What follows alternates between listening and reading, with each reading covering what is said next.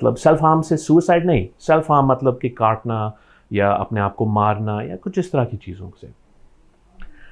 Main अब यहाँ पे सोल्यूशन क्या है? पहली बात ये कि इशू जो है इज़ कम्युनिकेशन, बात करने का तरीका। टिपिकली क्या होता है, माँ बाप ए कहेंगे, बच्चे जो हैं बी सुनेंगे, सी के साथ जवाब देंगे और माँ बाप कहेंगे हमने तो ये कहा ही नहीं है बेटा, तुम क्या सोच रहे हो, क्या कह रहे हो।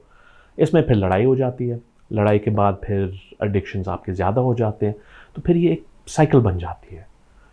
Main issue is not the addiction, वो बाद के, वो that's a consequence of the issue.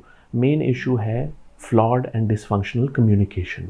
आपके जो कम्युनिकेशन की जो टेक्निक्स हैं माँ बाप के बच्चों के, उसमें एक गैप आ जाता है, और जब गैप आ जाता है वो बढ़ता जाता है, एटलीस्ट अंटिल कोई इसको एड्रेस करे। मसला ये कि कौन एड्रेस करेगा। लोग अक्सर कहते हैं कि जी साइकाइट्रिस्ट जाएं, साइकोलॉजिस्ट।